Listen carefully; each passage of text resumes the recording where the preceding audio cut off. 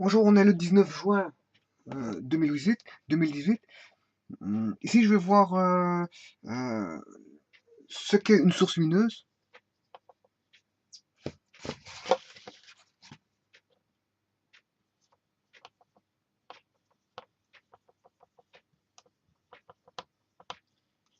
Et par là même, ce qu'est un corps éclairé.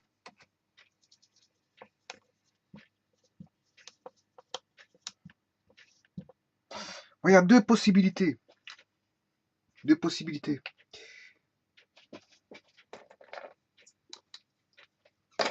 Bon, comme je vois les sources lumineuses et les corps éclairés, ça a à voir avec l'optique, bien sûr, et donc la lumière.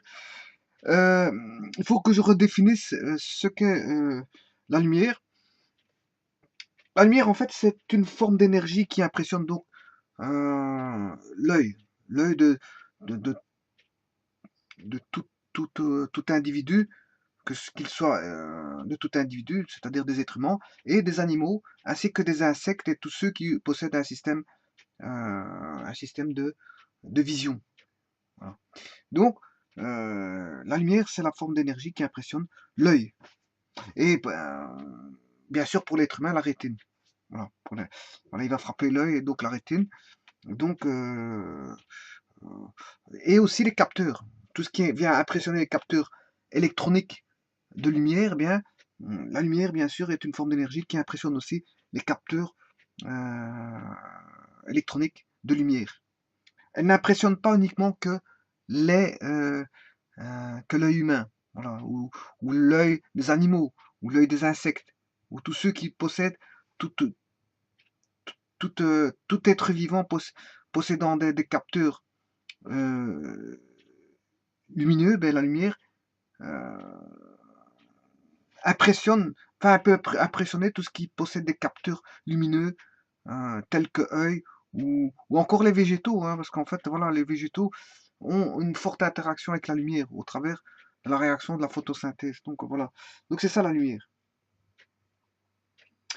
Donc la lumière peut être considérée comme deux sortes aussi, hein, comme particules, particules qui sont les photons, ou encore comme phénomène vibratoire, phénomène vibratoire, c'est-à-dire euh,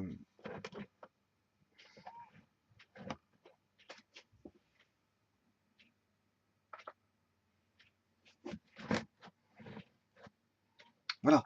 Donc la lumière peut être considérée soit comme des particules, c'est-à-dire des photons. Les particules, ce sont les électrons, voilà, les électrons, le proton, les neutrons, tout ce qu'il y a dans l'atome. Mais les photons sont aussi considérés comme des particules. Voilà. Et donc quand il y a de la lumière, fatalement, il y a des photons. Donc l'émission de photons, signifie l'émission de lumière. Maintenant, on peut voir ça, la chose, euh, sous une autre forme qui est la lumière vue comme un phénomène vibratoire, c'est-à-dire un phénomène comme on a dans euh, un- quand on jette un caillou sur une surface d'eau, ben on a un phénomène qui n'est pas purement sinusoïdal, mais qui est quand même un phénomène de vibration, d'onde, de front d'onde d'eau, voilà, de l'eau qui va donner des fronts d'onde, et on a affaire à un phénomène vibratoire, bien que, je dirais, les sinusoïdes là ne sont pas forcément parfaites. Par contre, pour la lumière, les sinusoïdes sont parfaites, et c'est pas un phénomène vibratoire mécanique, c'est un phénomène vibratoire électromagnétique. Voilà, on n'a pas le même phénomène vibratoire que le son. Voilà, ça n'a rien à voir. Rien à voir, le son, c'est un phénomène vibratoire, mais qui n'est pas le même. Le son qui a besoin d'un support pour, je veux dire, se propager, contrairement à la lumière qui n'a pas besoin de qui peut circuler dans le vide. Voilà, qui peut se propager, circuler dans le vide. Donc la lumière peut être vue sous forme de particules, photons, ou, de, ou un phénomène de vibratoire électromagnétique. Voilà. Bon, les sources lumineuses, qu'est-ce que c'est? Bien sûr, quand on dit que la lumière est la forme d'énergie qui impressionne, qui peut impressionner la rétine humaine, c'est-à-dire notre rétine ou celle des animaux ou celle, voilà. Attention que le laser est une forme de lumière. Donc n'allez pas mettre un laser dans l'œil parce que c'est trop dangereux, vous allez bousiller l'œil, hein. Le laser est trop, très dangereux, c'est bon. Hein, il y a une puissance, je veux dire, voilà, lumineuse qui fait en sorte qu'on peut venir bousiller la rétine. Donc, c'est vrai que la lumière est une forme d'énergie qui impressionne la rétine, mais n'allez pas mettre un laser dans l'œil, parce que bon, la lumière, la laser est une lumière, mais si vous allez faire un test, ne le faites surtout pas. Je veux dire, bon, le laser est très dangereux pour les yeux. Voilà, le laser est voilà. Qu'est-ce que la lumière? Ça vient impressionner notre rétine, mais le laser est une forme de lumière, mais dangereuse pour les yeux. Hein. Attention, très dangereux, très nocive et très dangereuse pour les yeux. Voilà. Donc voilà, attention aux définitions aussi, parce que c'est, je veux dire, faut tenir compte aussi de certaines lumières qui sont très dangereuses, très néfastes pour les yeux, parce que les yeux, quand on ne voit plus, on ne verra plus jamais. Hein. Pas que, je veux dire, voilà, éviter de jouer avec des lasers. euh, voilà. Bon, maintenant, la source lumineuse, ben, on entend par source lumineuse, c'est un corps qui émet de la lumière, qu'elle soit naturelle ou artificielle. Ça, on s'en fout. On peut avoir de la lumière naturelle et de la lumière artificielle. Les sources de lumière naturelle de tout temps, l'être humain a voulu se... Enfin, la lumière naturelle, je m'excuse, la lumière, on est dans les sources lumineuses, donc fatalement, je dois faire attention à ce que je raconte. On n'est pas dans les corps éclairés, mais dans les sources lumineuses. Les sources lumineuses, bon, on a les naturelles et les artificielles. Mais les naturelles, vous comprendrez que c'est tout ce qui est soleil. Le soleil, bon, se réchauffe, provient d'un phénomène thermonucléaire, d'une transformation de réaction thermonucléaire, donc de chaleur. Et qui dit chaleur, ben, dit émission de particules, de photons. Voilà. Donc la chaleur crée la lumière, si vous voulez. Voilà. Donc c'est la lumière qui va créer, je veux dire, un phénomène vibratoire lumineux. Donc on retrouve le soleil qui est lumineux, artificiel, naturel, pardon. Les étoiles qui sont naturelles aussi, les éclairs. Pas confondre éclair et tonnerre. Les éclairs, c'est ce qu'on voit. Et le tonnerre, c'est ce qu'on entend. Les éclairs sont plus rapides que le tonnerre, fatalement parce que la vitesse de la lumière est plus rapide que la vitesse du son. La vitesse de la lumière, en gros, c'est ce qu'on appelle la célérité. Elle est de 300 000 km à la seconde. Hein, contrairement à la vitesse du son. Qui est de 330 mètres environ, en gros, je veux dire en gros, c'est une histoire de 300 mètres à la seconde. En une seconde, il a fait 300 mètres. Alors que la lumière, en une seconde, il a fait 300 000 km. Entre 300 mètres et 300 000 km, la vitesse de la lumière est bien plus rapide que celle du son. Donc fatalement, je veux dire, on a un éclair avec son tonnerre, ben, l'éclair il est plus vite vu que le tonnerre. Voilà.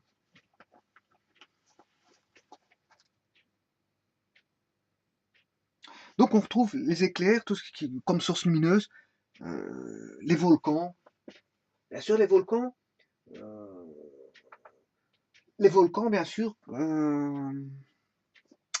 qui est une source naturelle, bien sûr, c'est du magma qui est en fusion, voilà, et qui ressort, voilà, du volcan. Et donc c'est du magma en fusion, donc c'est la chaleur, donc qui dit chaleur dit lumière.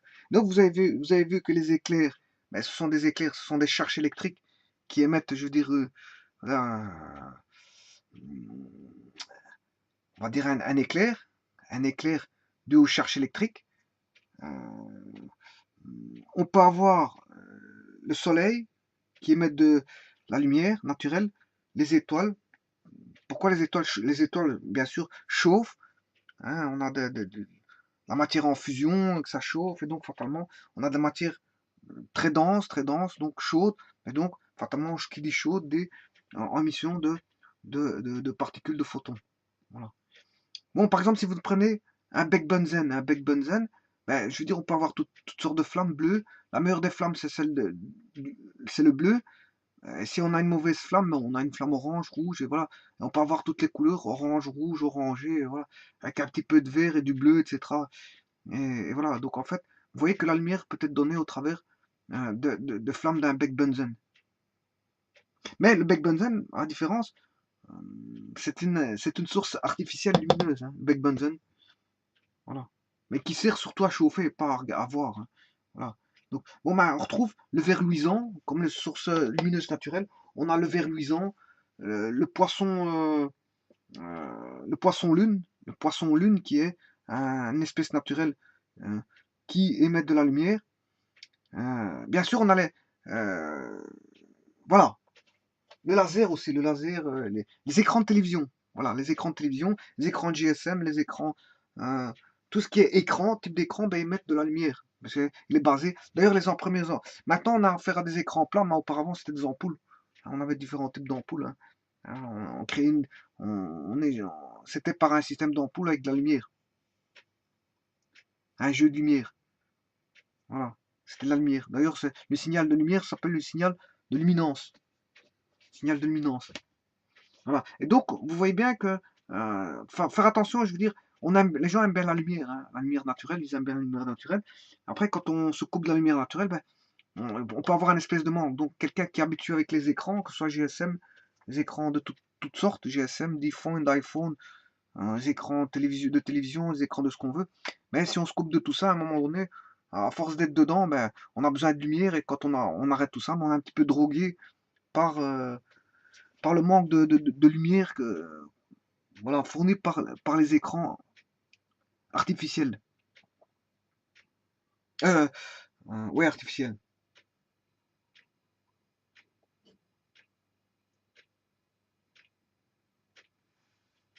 Voilà.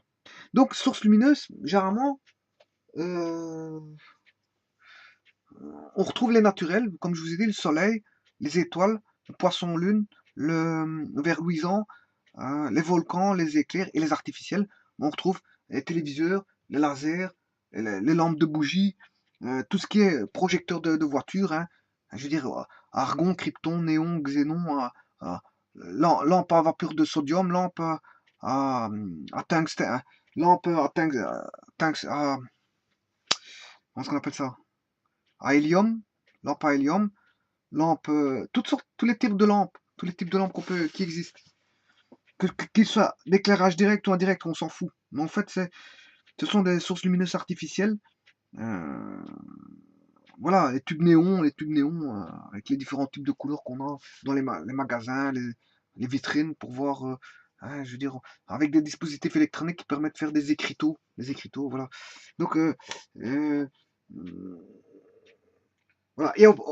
Ça, c'est de tout temps, ça a toujours existé. Et ça, c'est ce qu'on appelle les sources primaires. Sources primaires, ce sont les sources lumineuses. Sources lumineuses. Ce sont les sources primaires. Voilà.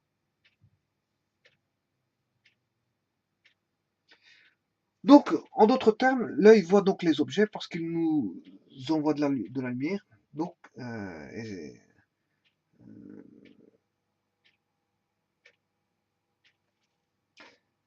donc l'œil voit les objets parce qu'il nous envoie la lumière. S'il n'y avait pas de lumière, si c'était tout noir, ben, on ne voit pas l'objet. Donc, c'est parce que l'œil perçoit, euh, l'œil perçoit l'objet parce que l'objet nous renvoie la lumière. Si l'objet ne renvoyait pas la lumière, ben, on ne voit pas l'objet. Par exemple, si on est dans le noir, ben, il n'y a pas de lumière, donc l'objet, on ne le voit pas dans. Voilà, parce qu'il n'y a pas de lumière qui est renvoyée de l'objet.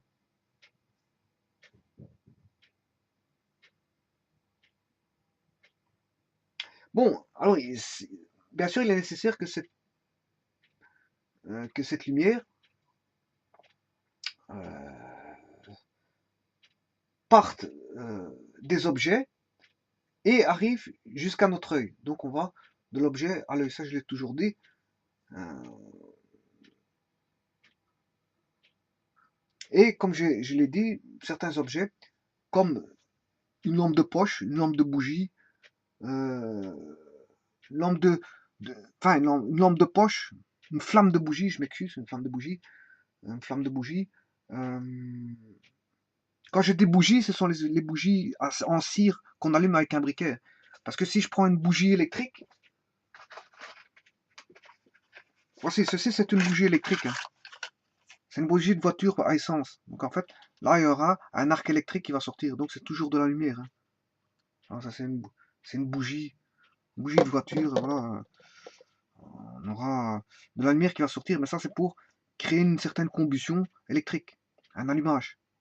Pour créer un allumage, on va allumer un gaz qui va exploser. Donc avoir voilà. Donc c'est pour envoyer un arc.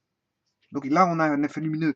Mais quand je parle de bougie, ça n'a rien à voir. C'est la bougie, c'est pas cette bougie-là, hein. Bon, quoique je peux prendre comme exemple ceci comme source de lumière euh, euh, euh, artificielle, mais le but ici, c'est pas avoir le but, c'est de ne pas avoir de la lumière, mais un arc pour créer, je veux dire, une explosion hein, avec ça. Voilà, donc ça, voilà, on cherche pas le phénomène lumineux avec ça. On cherche, voilà. Quand vous prenez un bec Bunsen, le but, c'est de pas rechercher de, de, de la lumière. Hein. Le but, c'est, je veux dire, de créer, hein, de chauffer. Bec Bunsen sert à chauffer, pas pour voir la lumière, on s'en fout de la lumière. Quand vous soudez, vous faites un soudage à l'arc ou peu importe quel type de soudage, technique ou n'importe quoi. Le but, c'est pas de voir la lumière, justement. On essaie de se préserver de la lumière par des lunettes spéciales. Hein. Donc, euh, ce qu'on fait, le but du soudage, ben, c'est de souder. Ouais, il y a de la lumière qui en ressort, mais le but, c'est pas de voir la lumière. Il y a le but de voir les lumières. Hein, qu'est-ce qu'on considère comme source lumineuse? Son but, c'est de créer de la lumière. Mais il y a des phénomènes qui vont créer de la lumière, mais on n'en a pas besoin. Comme par exemple, la bougie va créer de la lumière par son arc, mais on s'en fout. On s'en fout qu'elle va créer de la lumière, parce que le but c'est de faire de l'explosion. Du moment qu'elle envoie un bon arc, c'est le principal. On s'en fout de créer de la lumière. Donc, qu'est-ce que c'est qu'une source lumineuse? Voilà, c'est ce qui va créer de la lumière dans un but utile, bien sûr, dans un but utile. Hein, parce que quand je définis, bon, ce que c'est qu'une source lumineuse, c'est corps qui émet de la lumière, oui, mais dans un but utile, pas dans un but qui ne va pas servir. Voilà. Par exemple, ce que j'ai pris comme exemple, la bougie de voiture, d'allumage, bah, elle va créer, je veux dire, la lumière, mais on s'en fout de cette lumière-là. Voilà.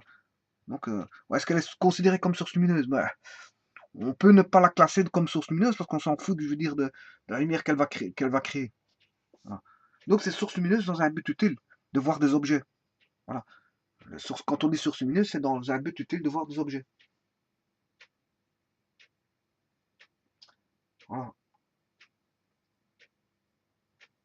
Et donc, les sources lumineuses, c'est ce qu'on appelle des sources primaires. Sources primaires. Et donc là, on retrouve dans les sources primaires les naturels et les artificiels. Bon, comme les naturels, j'ai parlé de volcans, d'éclairs, d'étoiles, de soleil. Et dans les artificiels, ben, on retrouve les ampoules, tout ce qui est ampoule électrique, hein. Je l'ai dit, tout ce qui est projecteur de voiture, projecteur de train, voilà, euh, foyer d'un euh, foyer d'un poêle. Avant, les familles, comment elles pouvaient casser l'ambiance de nuit, ben, en mettant de la lumière, c'est-à-dire en allant, je veux dire, dans le campement. Quand il y avait des tribus, ils allaient dans le campement et créaient un feu de bois, mais ça cassait l'ambiance, ça cassait la monotonie de la nuit, le noir, en mettant de la lumière. Mettant la lumière, en faisant des feux de bois, en faisant, voilà. Dans les châteaux, ils créaient des foyers au bois, voilà, pour avoir, un, la chaleur, et de deux, la lumière. Voilà. Ceux qui vivaient dans les grottes auparavant, ben, ils vivaient pas dans les grottes dans le noir. Fatalement, ils avaient apprivoisé le feu et donc fatalement avaient des torches, je veux dire, et pouvaient voir, je veux dire, dans les grottes. Hein. Donc la chaleur, enfin les poêles, les foyers aux poêles, ben, ils sont intervenus, je veux dire, un pour chauffer et de deux pour voir. Hein, il y avait un double effet. Un double effet, c'était pour se chauffer et pour voir. Et donc, ils étaient utilisés fort pour voir. Donc, en fait, ça mettait l'ambiance, soit dans les cabanes, hein, si c'était des tribus qui habitaient dans des cabanes, ou dans les premiers hommes préhistoriques, ben, ils se chauffaient avec le feu, mais aussi, ils avaient apprivoisé le feu, mais ils permettaient de voir grâce au feu aussi, parce que le feu dégageait de la lumière. Donc, ils cassaient la monotonie de la nuit. Ils attendaient le jour, bon, pour que le jour, je veux dire, ils voyaient. En journée, ils voyaient, mais la nuit, ils ne voyaient pas. Ou dans la grotte, ils ne voyaient pas non plus. Ou dans des endroits sombres, ils ne voyaient pas. Et ils utilisaient, je veux dire, les torches pour voir, pour découvrir de nouveaux lieux en nuit, ou aller dans des lieux obscurs et apprivoiser certains lieux obscurs qui étaient, je veux dire, sous terre. Sous terre, voilà. Parce que ils parcouraient la journée à chasser, à chasser, euh, à travailler pendant la journée, mais ils allaient découvrir de nouveaux espaces naturels. Et donc, fatalement, ils pouvaient aller chercher des grottes, de nouvelles grottes, hein, et découvrir ces grottes-là. s'ils étaient habités, inhabités, ou s'il n'y avait pas des animaux dangereux, ou si, s'il y avait moyen d'y habiter, bon, ils étaient quand même assez malins. On les prend, je veux dire, pour des gens qui n'étaient pas, mais en fait, ils étaient quand même assez malins dans leur espace naturel. Allez dire à un être humain de maintenant de vivre dans l'espace naturel de ces époques-là. Mais c'est impossible. L'homme de maintenant n'est pas assez, je veux dire, paré pour vivre dans un espace, je veux dire, dans un milieu, je veux dire, sauvage. Voilà. L'homme de maintenant est, on va dire, euh, il a muté dans le sens où il est trop, il lui frotte, il a besoin de trop de son,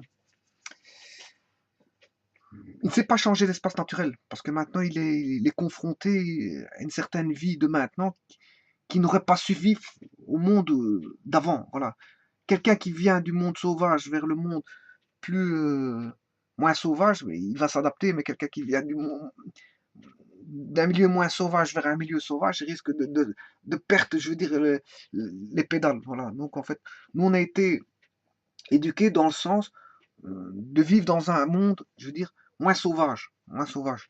Donc, euh, s'il fallait retourner à l'époque, ces époques-là, pas de lumière, euh, pas de magasin, pas de rien que les magasins, les gens seraient perdus. Pas de GSM, les gens seraient perdus. Pas de donc imaginez vous l'époque préhistorique comment c'était avec des animaux dangereux. Je veux dire des combats dangereux, je veux dire qui allaient jusqu'à la mort. Si vous n'allez pas à la chasse, vous mangez pas. Voilà. Bref, si vous vétissez pas ou si vous changez pas Dieu, ben vous creviez de froid. Voilà. Donc c'était ça, c'était un espace, je veux dire, assez rude, assez costaud. Donc les êtres humains à ce moment-là étaient plus intelligents. Enfin, intelligents dans le sens de possibilité de pouvoir vivre dans un milieu qui était, je veux dire, hostile. Voilà, c'est ça que je veux dire. Donc l'être humain de maintenant est moins intelligent, quoi quoi qu'on en pense, je veux dire, parce que l'être humain de 2018 se croit plus intelligent que les premiers êtres humains, mais les premiers êtres vivants, c'est pas vrai. Parce que c'est les premiers êtres vivants, leur intelligence a été de s'adapter pour pérenniser l'espèce humaine. Voilà, ça c'est une petite parenthèse que je fais. Voilà, donc en fait, il existe dans les sources lumineuses, les artificielles, tous les types de lampes, néon, argon, krypton, xénon, au gaz rare, lampe à hélium, lampe à vapeur de sodium, lampe, comment est-ce qu'on appelle ça, à combustion au tungstène, là, avec un filament de tungstène, sous vide. Voilà, il existe de nombreuses sources lumineuses artificielles. Il existe le laser, mais attention que je dis le laser, c'est très dangereux et très nocif pour les yeux. Attention, méfiance. Voilà, et donc il existe aussi les sources lumineuses qui sont les écrans de télévision. Voilà. Pas confondre un écran de télévision qui veut dire qui émet de la lumière, comme tout type d'écran, comme GSM, portable de portable ou autre, hein, avec ne pas confondre avec un cinéma. Le cinéma, lui, la lumière vient de derrière et il est projeté sur un écran. Voilà. Et là, on a un effet de, euh, on reçoit la lumière provenant de l'écran. Voilà. Et la lumière est engendrée via une source lumineuse qui est derrière le public. Voilà, c'est ça que je veux dire. Voilà. Alors que la lumière d'un écran naturel, d'ordinateur, de téléviseur, etc., ben lui, il envoie directement la lumière devant vous.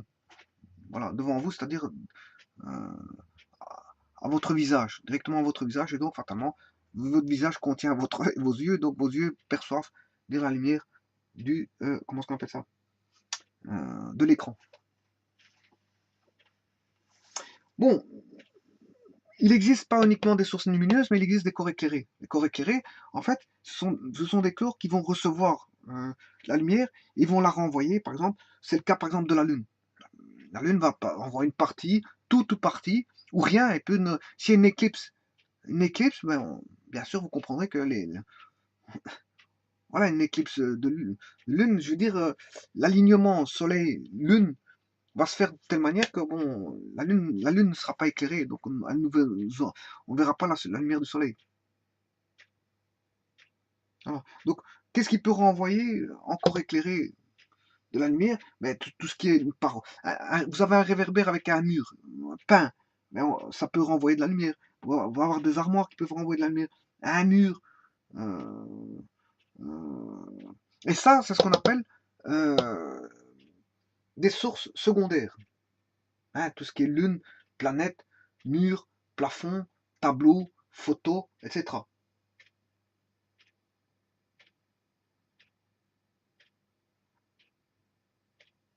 Voilà.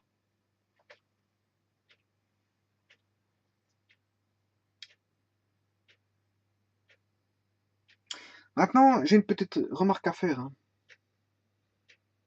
Euh, Bien sûr, le but de la lumière, c'est de percevoir les objets dans l'espace. Fatalement, quand il n'y avait pas d'être humain, c'est ce que j'ai toujours dit, quand il n'y avait pas d'être humain, il n'y avait pas de système optique. Voilà, on était dans le noir absolu. Enfin, il y avait des phénomènes lumineux, mais en fait, l'univers ne voit pas le phénomène lumineux. Il y a de la chaleur, oui, mais les phénomènes lumineux ne sont pas vus par l'univers. Les seuls êtres vivants qui peuvent voir la lumière, mais ce sont les êtres vivants doués, je veux dire, d'un capteur optique qui est un œil. C'est-à-dire les insectes, les animaux, voilà. Sans eux, s'il n'y a pas de terre avec des êtres vivants ayant un système optique, ben, il n'y a personne qui voit la lumière. L'univers lui-même ne voit pas la lumière, il n'a pas de système optique. Par contre, l'être humain peut créer des systèmes optiques, des systèmes des capteurs de lumière. L'être humain peut capter. À ce moment-là, les lumières peuvent être captées aussi bien par les capteurs naturels optiques de l'être humain, mais peuvent être captées par des lumières, par des capteurs artificiels créés par l'être humain. Donc, voilà. Mais attention que maintenant, quand on a la Terre, bien sûr, vous avez la planète Terre, avec l'eau, à ce moment, la vie est possible quand il y a l'eau, et donc fatalement, il y a on va dire, les végétaux. Et qui dit végétaux, il y a interaction avec la lumière, fatalement, via la photosynthèse, et donc fatalement, les végétaux perçoivent la lumière. Voilà, ils perçoivent, ils ont des détecteurs de lumière. Voilà, on va dire ça comme ça. Donc il n'y a pas que le système optique qui permet de voir la lumière, il y a le système artificiel tel que les capteurs fabriqués par les êtres humains. Et bien sûr, les plantes, tout ce qui est plantes, perçoivent la lumière et en font une réaction chimique qui est ce qu'on appelle la photosynthèse.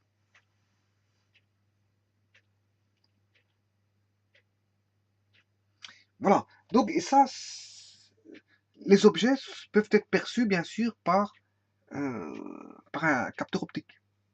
Mais maintenant, qu'est-ce que c'est qu'un objet? Ici, moi, je vais retirer dans cette définition d'objet euh, un miroir, une lentille, ou tout système optique. Pour moi, tout instrument ou système optique, pour moi, n'est pas considéré comme un objet, hein. Vous comprendrez que je différencie objet, image du système optique. Voilà. L'objet va créer une image par l'interaction du système optique. Voilà. Donc, le système optique n'est pas forcément n'est pas considéré comme objet ici. L'objet est pris à part entière. C'est une définition séparée du système optique. Donc, par exemple, l'œil est un système optique, hein. L'œil est un système optique. Voilà. Tout comme le miroir. Un miroir est un système optique. Voilà, donc c'est ça un corps éclairé, c'est une source secondaire, c'est-à-dire, bon, c'est ce qui permet de prendre la lumière provenant de quelque part pour être renvoyé. Renvoyé. Bon, maintenant, qu'est-ce que c'est qu'une source ponctuelle? Bon, une source ponctuelle, euh, un objet, si je prends un objet quelconque, il peut être ponctuel, euh, ou il peut être, je veux dire, étendu. Ponctuel, c'est comme on le perçoit, on le voit comme un point. On le voit comme un point. Si je prends l'exemple d'une étoile, l'étoile est tellement éloignée qu'on en voit un point. Donc, l'étoile est une source lumineuse naturelle, on va dire ponctuelle. Source lumineuse naturelle ponctuelle. En d'autres termes, si je dis que les sources lumineuses sont des sources primaires, donc l'étoile est une source primaire ponctuelle. Voilà. Maintenant, il existe des sources qui ne sont pas ponctuelles mais étendues. Euh, Par exemple, c'est quand on voit un ensemble de points, comme la Lune, par exemple. La Lune, voilà, on en voit un ensemble de points. Voilà. Donc il y a le ponctuel, surtout du fait que c'est éloigné. Quand c'est fort éloigné, on voit un petit point. L'étoile est vue comme un petit point. Alors que quand c'est plus rapproché, on voit un ensemble de points. Donc on a le source lumineuse étendue. Et, par exemple, si je prends l'étoile, si je prends le soleil, ben, le soleil, c'est une source, on va dire, primaire, parce qu'il crée sa propre lumière, il émet sa propre lumière, et c'est une source aussi euh, étendue. On envoie, je veux dire, tout un ensemble de points. Voilà. Par contre, les étoiles sont tellement... La première étoile, j'avais fait un calcul sur les étoiles, elles sont tellement éloignées que, je veux dire, du système solaire, que je veux dire, elles sont tellement éloignées qu'on en voit un petit point. Alors que le Soleil, bon, on voit le Soleil quand même avec un certain diamètre. Voilà, avec certains points. La Lune, on voit un certain diamètre avec certains points. Donc, la Lune et le Soleil sont considérés comme des sources étendues. Des sources étendues. Même s'ils paraissent petits, c'était quand même des sources étendues. Bon, alors, on peut distinguer aussi sources proches et sources éloignées. Mais ici, bon, certains définissent la source éloignée comme étant infinie. Bon, c'est une façon de voir les choses, mais l'infini, pour moi, ça, qu'est-ce que c'est? J'ai toujours dit, dans toutes les vidéos que je parlais de l'infini, j'ai toujours dit, qu'est-ce que c'est? Bon, j'en en sais pas plus. Mais bon, eux, ils considèrent, certains définissent corps, sources proches et sources éloignées. Et dans l'éloigné, ils disent que ce sont des sources infinies. Par exemple, un objet, peut-être, on va dire, soit à distance finie, attention, j'ai bien défini, et proche de nous.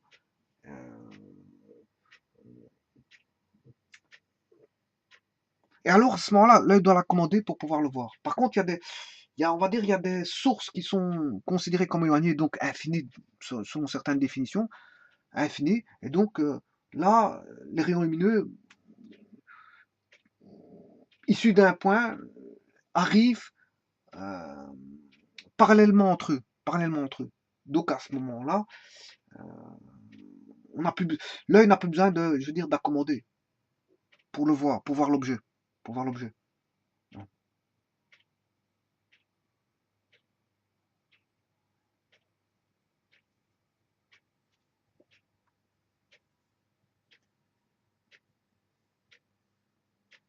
Bon, un objet proche. Hein, proche, c'est-à-dire à distance finie. Euh, donc elle peut être définie par sa taille. Voilà, elle peut être définie par sa taille. Un objet qui est proche, on peut dire, bon, c'est telle taille, telle taille. Bon. Par contre, pour un objet qui est éloigné, c'est-à-dire à l'infini, ça n'a plus vraiment de sens, en fait. Voilà. Et si on considère, par exemple, la Lune et le Soleil, hein, si je le considère, bien qu'ils soient de sources étendues, hein, que je les considère à l'infini, je les considère bon, éloignés, hein, c'est ce que ça veut dire, hein, à l'infini, il ne faut pas prendre au premier sens que ça veut dire l'infini. Voilà. Si je prends le Soleil et la Lune, bon, ils sont considérés comme éloignés. Mais comme je l'ai dit, on attribue infini, le terme infini pour dire éloigné. Bon, ça c'est voilà. Là, à ce moment-là, on n'a pas une taille d'objet bien précis. Voilà. On définira ce qu'on appelle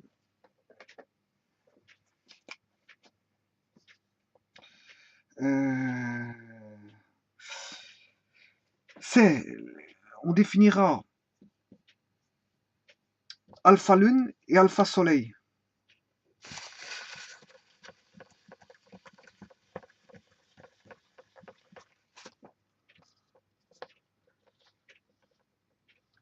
Alors, c'est la grandeur, la taille de la lune ici, taille de la lune, sur la distance, bien sûr Terre-Lune. Voilà. Là, c'est la grandeur apparente, ce qu'on appelle la grandeur apparente. Par contre, là, on aura la taille du Soleil sur la distance du Terre-Soleil. Donc, et ça, on a la grandeur apparente. On ne parle pas de grandeur réelle, mais de grandeur apparente. On définit la grandeur apparente. Pourquoi? Parce qu'un objet éloigné, ben, sa taille, je veux dire, est apparente. On ne voit pas sa taille réelle, comme un objet qui est proche. Si j'ai un objet qui est proche, je sais définir sa taille réelle. Là, quand on a un objet qui est très, très peu éloigné, comme le Soleil ou la Lune, ben hein, qu'est-ce qui est plus gros entre le Soleil et la Lune quand on la regarde? Ben, on peut dire que la Lune, à un moment donné, est plus grosse plus grande que le Soleil. Pourquoi? Parce qu'il est plus proche. Mais c'est pas pour autant qu'en réalité, la Lune soit plus grande que le Soleil, parce que le Soleil est nettement plus grand, très très grand par rapport à la Lune. Mais c'est il en est éloigné. Il en est éloigné, très peu éloigné, alors il apparaît tout petit. C'est pour ça on parle de grandeur apparente.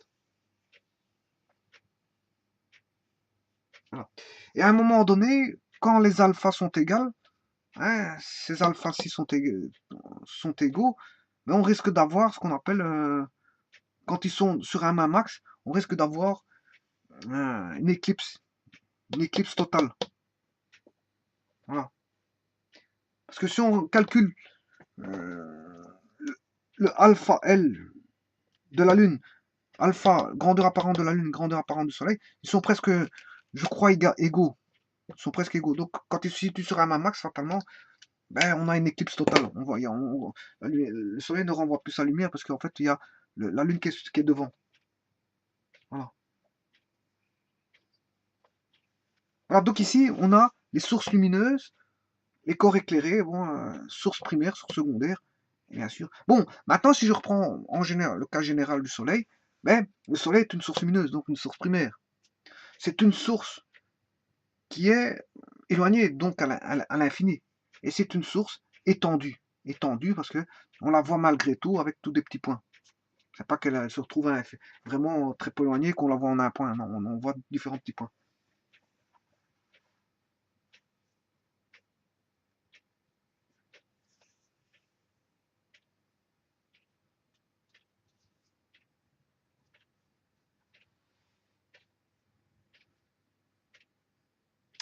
Bon, alors, je prendrai encore un dernier cas de figure qui est, je sais pas si, euh, un corps éclairé qui est le catadioptre. Le catadioptre n'est pas une source lumineuse. Hein. Catadioptre, c'est quand un catadioptre de vélo, de voiture, de camion, peu importe, de train.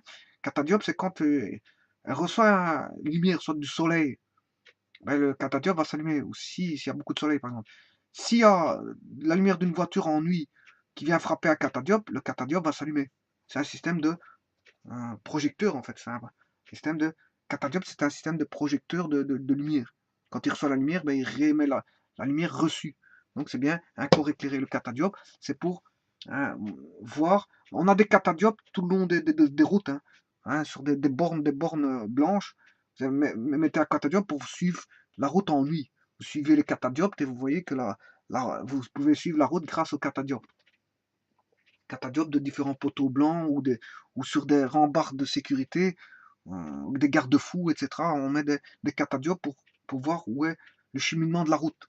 Pour pas venir percuter, je veux dire, tomber dans un fossé ou percuter, je veux dire, un garde-fou.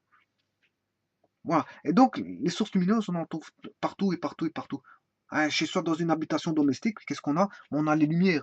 On allume les lumières, on a toutes des sources lumineuses qui sont les différentes ampoules ou que ce soit maintenant, on a des ampoules basse énergie, etc., etc. Bon, que ce soit n'importe quel type d'ampoule, on s'en fout. Vous avez de la lumière chez vous à la maison pour illuminer les différentes pièces, le garage, l'extérieur, le hall, je veux dire les chambres, voilà. Un magasin a besoin d'illuminer sa façade en nuit pour ramener pour que les clients puissent venir voir en nuit s'ils sont de passage pour aller acheter le lendemain, le cas échéant, si on vend bien cet article-là ou si je veux dire c'est un magasin de tel type de produits, etc., etc. Voilà. Maintenant, voilà. Donc, vous voyez que dans une industrie, on retrouve des lumières partout, dans les monuments, tout ce qui est. Voilà, on retrouve la lumière partout pour éclairer, vous donner une certaine lumière d'ambiance, d'ambiance, que ce soit intérieure ou extérieure. Voilà, dans des parcs de loisirs, des parcs de jardins, des jardins, des châteaux, voilà, des lieux touristiques, etc. On peut avoir de la lumière voilà, avec différentes couleurs et je veux dire illuminer pour donner agrémenter je veux dire le lieu, les lieux publics. Voilà, et donc les sources lumineuses, elles servent à beaucoup de choses. On en retrouve dans les écrans téléviseurs, les écrans d'ordinateur, les écrans GSM, les écrans d'iPhone, les écrans de ce que vous voulez, mais on en retrouve partout. Et bien sûr, la lumière naturelle, vous la retrouvez en journée. Quand le soleil tape, ben, vous avez la journée, il fait pas noir.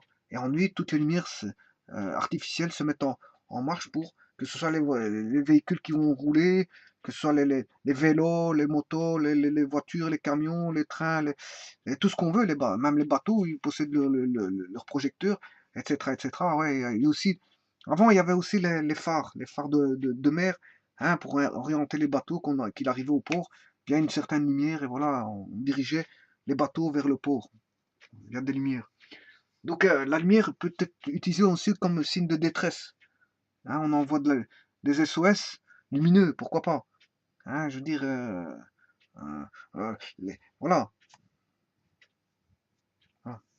Enfin, je terminerai ici avec ça. Et donc, c'était les deux types euh, de sources, les sources lumineuses et les sources primaires et secondaires. Je vous remercie beaucoup.